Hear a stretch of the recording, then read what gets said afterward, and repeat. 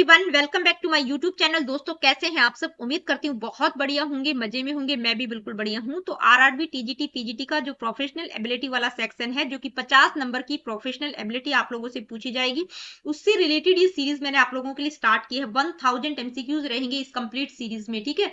और लास्ट में जो आपका पीजीटी का पेपर है 2019 में जो हुआ था, वो 50 क्वेश्चंस भी मैं आप लोगों को करवाऊंगी।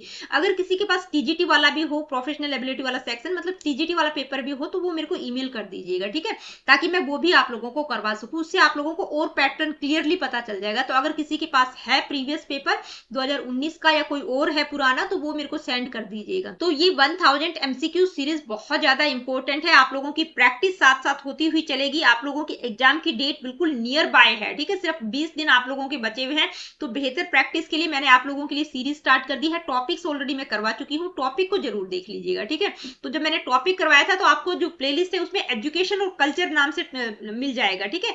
उसमें हमने किया था meaning and characteristics of culture, relationship with education, Indian cultural heritage, ठीक है। यहां तक मैंने करवाया है उसमें। अब एक बच्चे का कॉमेंट आया था, तो उसने बताया कि मैडम कुछ टर्म्स हैं जैसे pluralism, cultural lag, conflict, ambivalence, tolerance, ये मैंने वहां पर इंक्लूड नहीं कर पाई थी। तो ये जो टर्म्स हैं, आज की इस वीडियो में पहले मैं इन टर्म्स को आप लोगों को समझाऊंगी, उसके बाद हम एमसीक्यूज को डिस्कस करेंगे, ठीक है। क्योंकि जो पोर्शन वहां पर छूट गया था इस टॉपिक से रिलेटेड, वो आज की इस वीडियो में मैं आप लोगों को बता देती हूँ, ठीक है।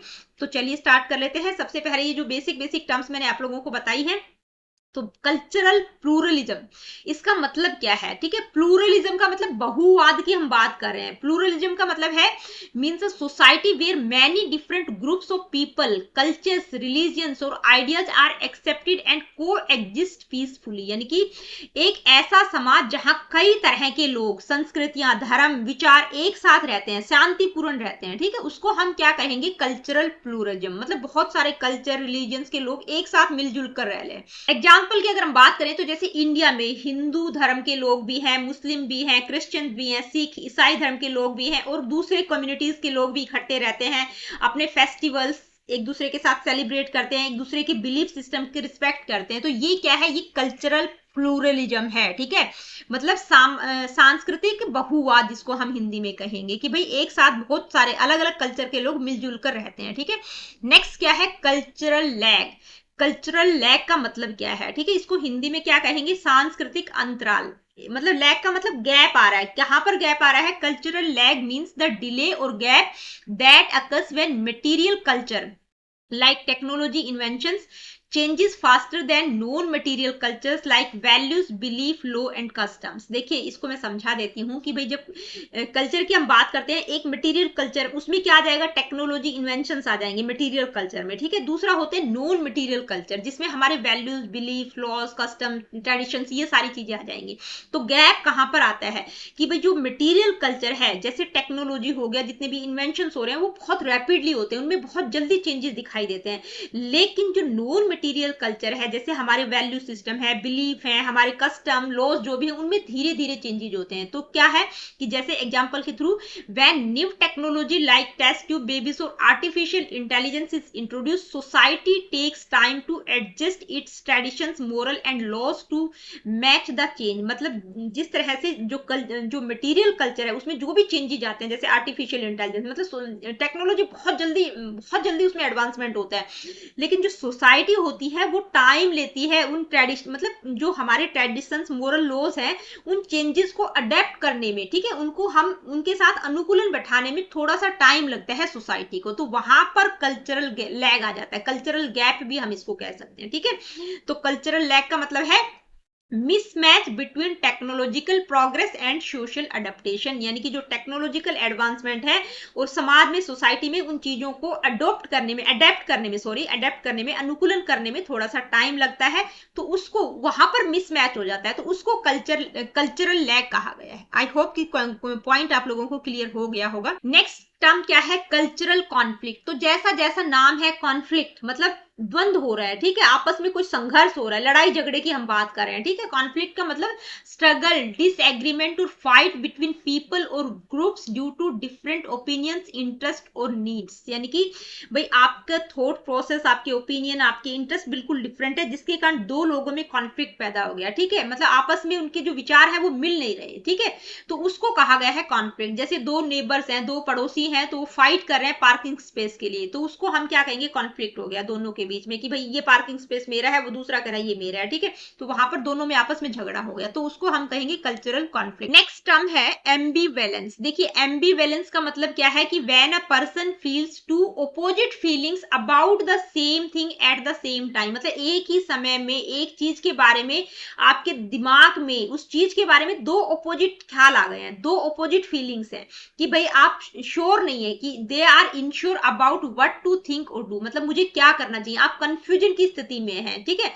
जैसे कि आपके सामने भाई दो ऑप्शन आ गए, कि दो आपके सामने ऑप्शन ये आ गया कि आपको दो जॉब में आपका सिलेक्शन हो गया, ठीक है, दो जगह आपका सिलेक्शन हो गया, दोनों ही बहुत अच्छी हैं, तो आप कंफ्यूजन की स्थिति में है कि मेरे को ये वाली लेनी चाहिए या ये वाली लेनी चाहिए, ठीक है, उसको कहा गया है एम्बीवैलेंस। या जैसे if your friend gets a job in another city, you might feel happy for them but also sad because you will miss them, मतलब एक साथ आपके दिमाग में दोनों फीलिंग है, आप खुश भी है कि आपके दोस्त की जॉब लगी है, लेकिन आप दुखी भी हैं क्योंकि आप उसको मिस करेंगे। नेक्स्ट टर्म क्या है, कल्चरल टॉलरेंस। भाई टॉलरेंस की बात हो रही है, सहनशीलता, सहिष्णुता की बात हो रही है। टॉलरेंस का मतलब accepting and respecting people even if their beliefs, habits और ways of life are different from yours, मतलब किसी दूसरे लोगों की सोच, विश्वास या रहन सहन को सहन करना, ठीक है, कि उसको स्वीकार करना, भले ही वे आपस में अलग अलग है, यानी कि आपसे बिल्कुल डिफरेंट है, उनका वे ऑफ लाइफ डिफरेंट है, उनकी हैबिट्स, उनका बिलीफ सिस्टम डिफरेंट है, फिर भी आप उनकी मतलब जो भी चीजें हैं उनकी, उनको रिस्पेक्ट करना और उनको एक्सेप्ट करना ही टॉलरेंस है, ठीक है। नेक्स्ट टर्म क्या है, कल्चरल रिलेटिविज्म। तो देखिए ये आपकी उसमें तो नहीं है, लेकिन मैंने इंक्लूड कर दिया क्योंकि इंपॉर्टेंट थी, ठीक है। कल्चरल रिलेटिविज्म को हिंदी में हम कहेंगे सांस्कृतिक सापेक्षवाद, ठीक है। इसका मतलब क्या है, अंडरस्टैंडिंग एंड रिलेटिविज्म का मतलब क्या है, कल्चरल रिलेटिविज्म का मतलब है कि understanding and judging a culture based on its own values, beliefs and practices rather than comparing it with other cultures, यानी कि इसका मतलब है कि भाई किसी संस्कृति को, मतलब कोई भी कल्चर है, उसकी जो भी अपने वैल्यूज, बिलीव्स, प्रैक्टिसेस है, ठीक है, किसी संस्कृति को उसकी अपनी मान्यताओं, मूल्यों और परंपराओं के आधार पर समझना और आंकना, न कि किसी दूसरी संस्कृति से उसकी तुलना करना, यानी कि उस संस्कृति की जो भी कल्चर है, ठीक है, उसको समझना, उसको मतलब आप उसको कंपेयर नहीं करेंगे, सिर्फ उसका जो भी वैल्यू, बिलीफ सिस्टम है उसको समझना है, उसको कंपेयर नहीं करना है दूसरे कल्चर के साथ। सिंपल वर्ड्स में हम कहेंगे नो कल्चर इज सुपीरियर और inferior, each culture should be respected and understood in its own context. भाई कोई भी संस्कृति उच्च या निम्न नहीं होती, सुपीरियर या इंफीरियर नहीं है, हर मतलब जो भी कल्चर है, each culture should be respected, her culture को रिस्पेक्ट किया जाना चाहिए और उसका अपने कॉन्टेक्स्ट में उसको समझना, ठीक है, मतलब दूसरों से तुलना नहीं करनी है। एक एग्जाम्पल से हम इसको समझते हैं, जैसे eating insects is common in some Asian and African cultures.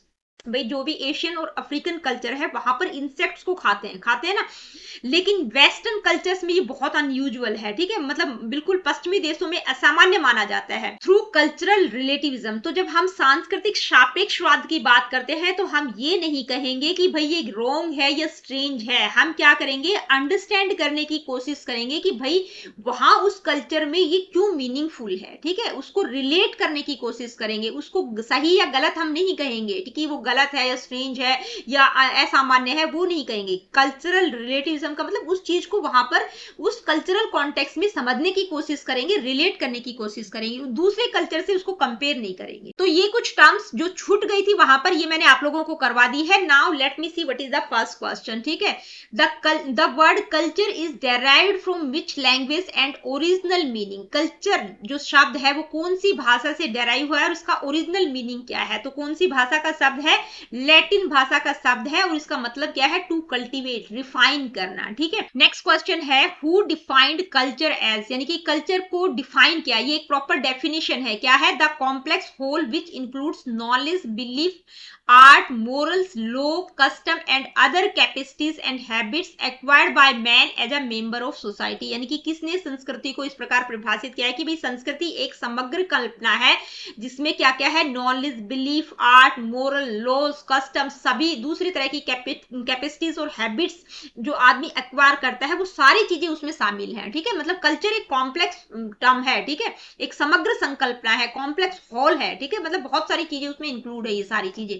तो ये वाली डेफिनेशन किसने दी है, तो जो इंपॉर्टेंट डेफिनेशन थी वो मैंने वहां पर आपको जब टॉपिक करवाया था तो उसमें इंक्लूड कर रखी है। तो कौन से किसके द्वारा इसको डिफाइन किया गया है, E B Tylor. Next question, which characteristic of culture means it is acquired through learning and not inherited biologically. यानी कि संस्कृति की वह कौन सी विशेषता है जिसका अर्थ है कि ये जन्म से नहीं बल्कि सीखने से प्राप्त होती है। तो जो कल्चर है, ठीक है, कल्चर का मतलब कल्चर की कौन सी कैरेक्टरिस्टिक्स की कल्चर एक्वायर किया जाता है लर्निंग के थ्रू, इनहेरिटेड या बायोलॉजिकली नहीं होता। ठीक है, तो क्या होगा, कल्चर इज लर्नड, ये कैरेक्टरिस्टिक है। Next question, the statement culture is the widening of the mind and of the spirit is attributed to. यानी कि संस्कृति मन और आत्मा का विस्तार है, यह है कथन किसका है, तो ये किसका है, जवाहरलाल नेहरू का है। जब आप डेफिनेशंस देखेंगे जो कि टॉपिक में मैंने करवाई थी तो वहां पर ये तीनों चारों डेफिनेशंस आपको मिल जाएंगी। नेक्स्ट क्वेश्चन है, which of the following is not a component of culture. ठीक है, यानी कि इनमें से कौन सा कल्चर का कंपोनेंट नहीं है, values and beliefs, tools and machines, climate and topography, customs and traditions. ठीक है, तो जलवायु और स्थलाकृति यानी कि जो क्लाइमेट और टोपोग्राफी वो कंपोनेंट नहीं है कल्चर का, वैल्यूज, बिलीफ्स, ठीक है, टूल्स, मशीन्स, कस्टम, ट्रेडिशन, ये सारे कंपोनेंट हैं कल्चर के।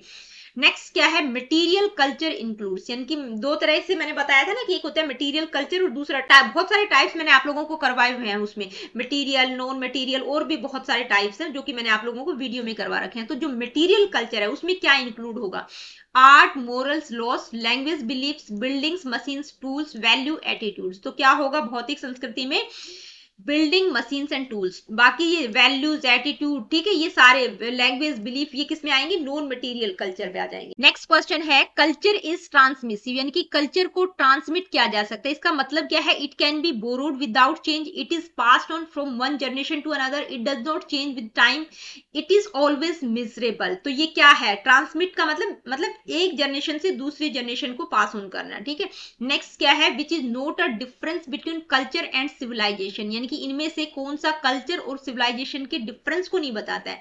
Civilisation is external, culture is internal, civilization can be measured, culture can't, civilization is always progressing, culture is static, both are transmitted unchanged. तो क्या होगा, यानी कि जो डिफरेंस को नहीं बताता है, बोथ आर ट्रांसमिटेड अनचेंज। बाकी सारे के सारे किसको बताते हैं, डिफरेंस को बताते हैं कि भाई जो सिविलाइजेशन है वो एक्सटर्नल है, कल्चर इंटरनल है। सिविलाइजेशन को मेजर किया जा सकता है, कल्चर को नहीं किया जा सकता।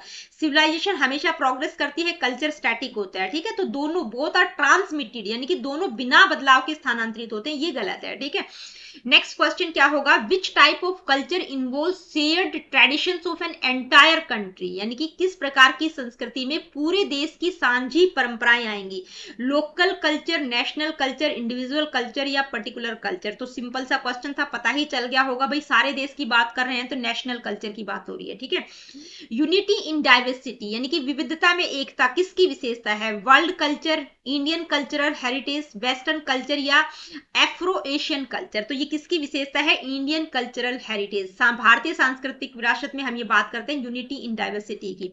नेक्स्ट क्या है, कल्चरल प्लूरलिज्म का मतलब क्या है, प्लूरलिज्म का मतलब बहुत सारी चीजों की बात हो रही है। ठीक है, कल्चर में बहुत सारी चीजों की बात हो रही है, तो क्या होगा, all cultures merge into one, different cultures coexist while maintaining distinct identity, cultural superiority of one group, rejection of others values. तो क्या होगा कि बहुत सारे coexist while maintaining identity, B है लेकिन मैंने पूरा इसमें नहीं लिख पाई किसी कारण से, तो ये बी वाला ऑप्शन आपका करेक्ट होगा कि डिफरेंट कल्चरल को एग्जिस्ट यानी कि एक साथ बहुत सारे लोग, मतलब अलग अलग कल्चर के लोग एक साथ रह रहे हैं लेकिन अपनी आइडेंटिटी को भी मेंटेन किया हुआ है। ठीक है, उसको हम कहेंगे कल्चरल प्लूरलिज्म। नेक्स्ट क्वेश्चन है, which concept refers to judging other cultures by the standards of one's own. यानी कि किस अवधारणा का अर्थ है कि भी अपनी संस्कृति के मानकों से अन्य संस्कृतियों को आंकना, यानी कि हमारा जो कल्चर है उसकी तुलना दूसरे कल्चर से करना। तो कौन सी टर्म आएगी उसके लिए, cultural relativism,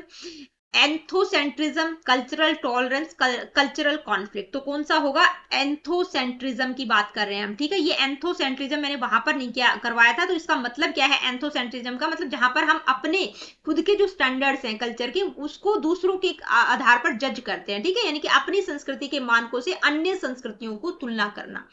next question, cultural lag refers to. देखिए मैंने टॉपिक में अभी जस्ट आप लोगों को ये सारी टर्म्स करवाई है, तो बार बार मैं रिपीट नहीं करूंगी कि कल्चरल लैग क्या होता है। तो कौन, ये देखते ही ऑप्शंस देखते ही आपको समझ आ जाना चाहिए, ठीक है। सांस्कृतिक पिछड़ापन क्या है?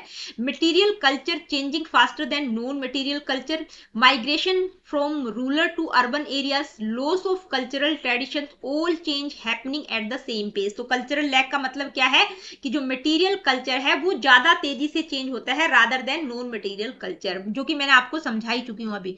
Next, clash of values between two cultural groups is called. यानी कि दो सांस्कृतिक समूहों के जो मूल्य हैं उनमें क्लैश मतलब आपस में टकराते हैं वो, तो उसको क्या कहा गया? कॉन्फ्लिक्ट कहेंगे, ठीक है। कॉन्फ्लिक्ट हो जाता है आपस में, दो विचार, दो ग्रुप आपस में जब टकराते हैं तो उसको हम क्या कहेंगे? Cultural conflict. नेक्स्ट क्वेश्चन क्या है? मिक्स्ड और contradictory feelings about cultural change is termed. यानी कि जो सांस्कृतिक परिवर्तन के प्रति जो मिली जुली और जो विरोधाभासी भावनाएं हैं उनको हम क्या कहेंगे? टॉलरेंस, कल्चरल रिलेटिविज्म, एम्बिवेलेंस या एंथोसेंट्रिज्म। तो क्या कहेंगे? एम्बिवेलेंस। यानी कि एक साथ आपके दिमाग में दो अपोजिट चीजें आ गई हैं, दो अपोजिट फीलिंग्स आ गई हैं, ठीक है, उसको हम एम्बिवेलेंस कहेंगे। कल्चरल टॉलरेंस प्रमोट्स, यानी कि जो कल्चरल टॉलरेंस है किसको प्रमोट करता है? ठीक है, टॉलरेंस, सांस्कृतिक सहिष्णुता किसको बढ़ावा देता है? Uniformity of culture, rejection of diversity, peaceful coexistence in diversity, dominance of majority culture. ठीक है, तो किसकी बात करेंगे हम? टॉलरेंस की बात कर रहे हैं, सहिष्णुता की बात कर रहे हैं कि भाई जो दूसरे कल्चर्स हैं उनके प्रति भी आपके मतलब आपका थॉट प्रोसेस पीसफुल है, ठीक है, peaceful coexistence in diversity. ठीक है, नेक्स्ट क्वेश्चन क्या है ये देखते हैं। Example of cultural diffusion without loss of identity is, यानी कि आपको अपनी सांस्कृतिक पहचान को खोए बगैर सांस्कृतिक आदान प्रदान भी करना है। तो इनमें से कौन सा सही एग्जाम्पल होगा कि भाई आपका मतलब आपको अपनी आइडेंटिटी भी रिटेन करनी है और कल्चर का आदान प्रदान भी हो रहा है? तो इनमें से कौन सा सही एग्जाम्पल होगा? Fast food replacing traditional food, यानी कि जो फास्ट फूड का पारंपरिक भोजन को बदलना, जो आजकल हम फास्ट फूड यूज कर रहे हैं वो उसने ट्रेडिशनल फूड को बदल दिया है, क्या वो एग्जांपल है? Japan using western technology but keeping it's traditions, यानी कि जापान जो है एक पश्चिमी तकनीक अपनाता है लेकिन अपनी परंपराओं को भी रिटेन कर रखा है उसने, उसके जो ट्रेडिशन है उनको भी उसने सही सहेज के रखा हुआ है। Losing native language to English, यानी कि अंग्रेजी के लिए मातृभाषा को खो देना, नेटिव लैंग्वेज को खो देना। एबेंडोनिंग फेस्टिवल्स फॉर मॉडर्न लेजर, यानी कि त्योहारों को छोड़कर आधुनिक मनोरंजन को अपनाना। तो इसमें से कौन सा बेस्ट एग्जांपल होगा कि भाई आपकी आइडेंटिटी भी खराब नहीं होनी चाहिए और आप कल्चर का भी आदान प्रदान कर रहे हैं? तो यहाँ पर सबसे बेस्ट एग्जांपल क्या है कि जो जापान है वो वेस्टर्न टेक्नोलॉजी का भी यूज कर रहा है लेकिन उसने अपना जो ट्रेडिशन है उसको भी बनाए रखा है। ठीक है, next question, which is not a feature of Indian cultural heritage, यानी कि इंडियन कल्चरल हेरिटेज के क्या क्या फीचर्स, क्या क्या कैरेक्टरिस्टिक्स होंगी वो मैंने आप लोगों को वीडियो में करवा रखी है। Unity in diversity, religious intolerance, respect for elders, joint family system. तो ये joint family system, respect for elders, unity in diversity, ये सारी क्या है? ये फीचर्स हैं। क्या नहीं होगा? रिलीजियस इंटॉलरेंस, इंटॉलरेंस असहिष्णुता की बात की गई तो वो गलत होगा। ठीक है, नेक्स्ट क्वेश्चन क्या है? Teaching folk tales in primary schools. Start. Next question है, teaching folk tales in primary schools primarily serves which function of culture, यानी कि प्राथमिक विद्यालयों में जो लोक कथाएं पढ़ाने से मुख्यतः संस्कृति का कौन सा कार्य होता है? ठीक है, जो जो छोटी छोटी कहानी बच्चों को सुनाई जाती है, ठीक है, फोक टेल्स जो पढ़ाई जाती है उससे क्या होता है? लोक कथाएं पढ़ाने से संस्कृति का कौन सा कार्य होता है? Material development, transmission of culture, cultural lag या एंथोसेंट्रिज्म। तो क्या होता है? ट्रांसमिशन ऑफ कल्चर, यानी कि हम अपने कल्चर को ट्रांसमिट कर रहे हैं आगे आने वाली पीढ़ी को। नेक्स्ट क्वेश्चन है, the concept that education without cultural roots is incomplete suggests, यानी कि सांस्कृतिक जड़ों के बिना शिक्षा अधूरी है, यानी कि एजुकेशन इनकम्प्लीट है कल्चरल रूट्स के बगैर। तो ये जो कॉन्सेप्ट है इस कथन का मतलब क्या है? Education should focus only on science, culture and education are interdependent, culture hinders education, education can replace culture entirely। तो क्या होगा भाई? दोनों एक दूसरे के ऊपर डिपेंडेंट है, वही चीज को शो कर रहा है कि भाई एजुकेशन बिना कल्चरल रूट्स के अधूरी है, तो कल्चर और education are interdependent. Next question क्या है? Which festival and dance form pairing is correct for Indian culture, यानी कि इनमें से कौन सा जो डांस, फेस्टिवल और डांस उनको पेयर किया गया है, ठीक है, तो सबसे करेक्ट है इंडियन कल्चर के लिए पोंगल, कथकली, बिहू, भरतनाट्यम, ओनम, कथकली या नवरात्रि, यक्षगान। तो इनमें से कौन सा पेयर सही है, तो इनमें से कौन सा ठीक है, ओनम कथकली। जो ओनम है वो हार्वेस्टिंग फेस्टिवल है केरला का, ठीक है, और कथकली वहां का मतलब स्पेशल डांस है कथकली, जो कि ओनम के टाइम पर मतलब इसको प्रेजेंट किया जाता है। इसको जो कथकली डांस है वहां जब ओनम फेस्टिवल मनाया जाता है तो उसको मतलब किया जाता है कथकली डांस, तो इसलिए ये दोनों का जो पेयर है ये कल्चरल हेरिटेज के अकॉर्डिंग बिल्कुल सही है। नेक्स्ट क्या है, celebrating both Diwali and Eid in school is an example हो। भाई स्कूलों में दिवाली और ईद दोनों को सेलिब्रेट किया जाता है, किस चीज का एग्जाम्पल है, cultural lag, cultural tolerance and pluralism, cultural conflict या एंथोसेंट्रिज्म। तो किसका होगा, कल्चरल टॉलरेंस एंड प्लूरलिज्म, यानी कि बहुवाद की हम बात कर रहे हैं, ठीक है। नेक्स्ट क्वेश्चन है, cultural lag example in current times, यानी कि वर्तमान समय में सांस्कृतिक पिछड़ापन का क्या, कल्चरल लैग का उदाहरण इनमें से कौन सा होगा, ठीक है। यूजिंग ब्लूटूथ हेडफोन्स, तो ये तो कल्चरल लैग के बारे में बात ही नहीं कर रहा। Laws on data privacy, lagging, देखिए लैगिंग से भी रिलेट कर सकते हैं कि कहीं ना कहीं कुछ चीज लैग हो रही है। Behind tech advances, celebrating Holi in rural areas, wearing regional attires, तो ये भी लैग से रिलेटेड नहीं है, तो क्या होगा, laws on data privacy, lagging behind tech advancement, यानी कि जो टेक्नोलॉजी में एडवांसमेंट हो रहा है, ठीक है, वो बहुत रैपिडली हो रहा है, लेकिन उससे रिलेटेड जो भी लॉज हैं उस डाटा को प्रोटेक्शन प्राइवेसी से रिलेटेड वो उतनी जल्दी उतनी स्पीड में नहीं बढ़ रहे हैं, ठीक है, मतलब उनमें एडवांसमेंट उतनी स्पीड से नहीं हो रहा है, जो लॉज बनाए गए हैं तो वहां पर लैग हो रहा है, तो उसको कल्चरल लैग कहा गया है, ठीक है। Next question, which UNESCO objective relates most directly to culture, यानी कि यूनेस्को का कौन सा उद्देश्य संस्कृति से सबसे अधिक जुड़ा हुआ है, promote global peace and cultural diversity, eradicate old traditions, develop only industrial technology, standardise all education system. तो कौन सा है, पहला ही होगा, promote global peace and cultural diversity की बात करते हैं हम, ठीक है। नेक्स्ट है, an example of intangible Indian cultural heritage, tangible और इनटेंजिबल कल्चरल हेरिटेज के एग्जाम्पल्स मैंने आप लोगों को बताए थे। टेंजिबल मतलब जो जिनको आप छू सकते हैं, देख सकते हैं, हाथ लगा के टच कर सकते हैं, इनटेंजिबल जो अमूर्त हैं, ठीक है। तो इनमें से इंटेंजिबल पूछा गया, Qutub Minar, Taj Mahal, Kathak dance, red fort. तो रेड फोर्ट, ताजमहल, कुतुब मीनार, ये सारे मोन्यूमेंट्स हैं, इनको आप मतलब ये टेंजिबल इंडियन कल्चरल हेरिटेज के एग्जांपल से। इनटेंजिबल क्या होगा, कथक डांस, ठीक है, जो कि मतलब एक डांस की फॉर्म है, ठीक है, वो क्या है, इंटेंजिबल है। भाई किस तरह के एक्सप्रेशंस, फीलिंग्स जो भी होंगी तो वो सारी चीजें क्या है, इंटेंजिबल। तो कथक डांस क्या होगा, इंटेंजिबल। नेक्स्ट क्वेश्चन क्या है, cultural conflict between modern education and traditional beliefs is resolve best by, यानी कि भाई जो मॉडर्न एजुकेशन और ट्रेडिशनल बिलीफ सिस्टम है उसमें जो कल्चरल उसके में जो कॉन्फ्लिक्ट हो रहा है उसको कैसे रिजोल्व किया जा सकता है, उसका बेस्ट उपाय क्या रहेगा इनमें से, ignoring traditions, cultural relativism and dialogue, forcing modern methods, enforcing old customs only. तो क्या रहेगा, कल्चरल रिलेटिविज्म एंड डायलॉग, यानी कि भाई आपको रिलेट करना है, ठीक है, दूसरे के कल्चर को समझने की कोशिश करनी है, ठीक है, उसको अपने कल्चर के साथ कंपेयर नहीं करना, ये सबसे बेस्ट तरीका है, cultural relativism and dialogue. Next question, cultural pluralism in education promotes, यानी कि शिक्षा में सांस्कृतिक बहुलता किसको बढ़ावा देती है, cultural superiority, preservation of only majority cultures, coexistence of multiple cultures in curriculum, erasing local customs. तो प्लूरलिज्म की हम बात कर रहे हैं तो मल्टीपल कल्चर्स, ठीक है, को एग्जिस्टेंस की हम बात करेंगे, को existence of multiple cultures in curriculum, जो कि कॉन्सेप्ट मैं आप लोगों को अभी समझा ही चुकी हूँ।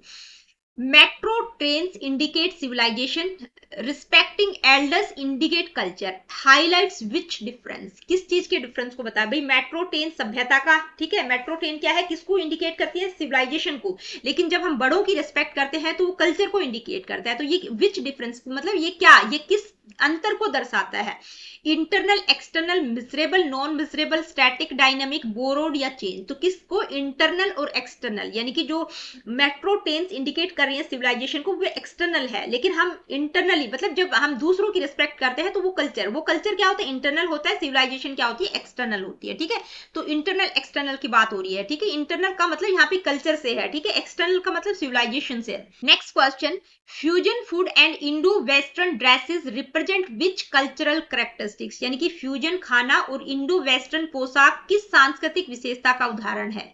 कि भाई कल्चर मतलब कल्चर की कौन सी विशेषता को ये बता रहा है कि जो फ्यूजन फूड है और इंडो वेस्टर्न ड्रेसेस किस कल्चरल मतलब कल्चरल कैरेक्टरिस्टिक्स को रिप्रेजेंट कर रहा है। कि कल्चर स्टैटिक होता है, अडेप्टिव होता है, कल्चर इनहेरिटेड बायोलॉजिकली मतलब इनहेरिटेड होता है या मिसरेबल होता है। तो क्या होता है, अडेप्टिव होता है। ठीक है, हम अडेप्ट करते हैं दूसरे देशों से, दूसरी जगहों से, दूसरों की चीजों को। ठीक है, नेक्स्ट है the term cultural lag was introduced by, ये जो टर्म है कल्चरल लैग ये क्या होती है, इसका मतलब क्या है, ये तो हमें पता है, लेकिन इस टर्म को इंट्रोड्यूस किसने किया, तो फैक्चुअल क्वेश्चन है, किसने किया, ऑकबर्न। तो दोस्तों आज की वीडियो में इतना ही। आज की वीडियो में हमने एजुकेशन और कल्चर वाले टॉपिक से रिलेटेड एमसीक्यूज को डिस्कस किया। 30 क्वेश्चंस आज की इस वीडियो में डिस्कस किए। 20 क्वेश्चंस जब मैंने टॉपिक करवाया था तो वहां पर भी आप लोगों को समझाए थे। ठीक है, तो 50 क्वेश्चंस बहुत है मेरे ख्याल से, इससे ज्यादा आपको करने की जरूरत नहीं है। वहां से आपको सारी चीजें क्लियर हो जाएंगी। अगर 50 क्वेश्चंस कर लिए, टॉपिक को समझ लिया, तो कोई क्वेश्चन आपका मिस नहीं होगा। ठीक है, जब कॉन्सेप्ट क्लैरिटी हो जाएगी तो कोई क्वेश्चन आपका मिस होने की संभावना नहीं है।